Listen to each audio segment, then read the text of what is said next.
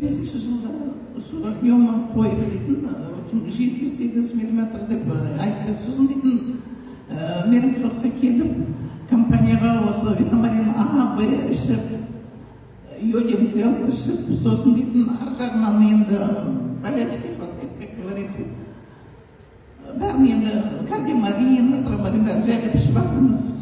Состояние каратен бәрін дейтін. И бұлтып, ал майда барсам УЗИ-ға түсемін деп. Бірақ насчет миомы вообще даже ойлаған жоқпын. УЗИ-ға түсем, дәрігер айтады. Ештеңені жоқ, бәрі таза дейді, сөресын салды деді. Мен қуанғаным ай. Сосын дейтін, менде глаукома болды.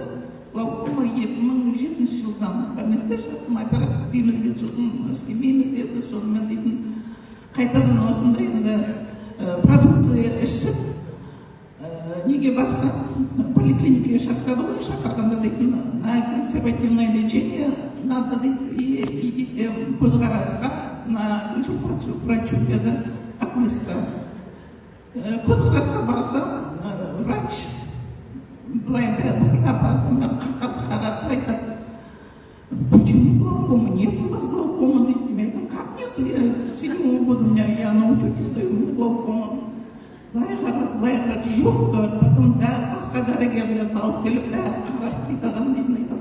Никакой глаукомы у вас нет, дейді. Сосын айтады, не іштіңдер дейді. Мен айтам, Мэри Хелстің продукцияларын іштім деймін. Сосын ана нелеріміз бар, қарасқа дұрыс шығарған. Соны көрсетті.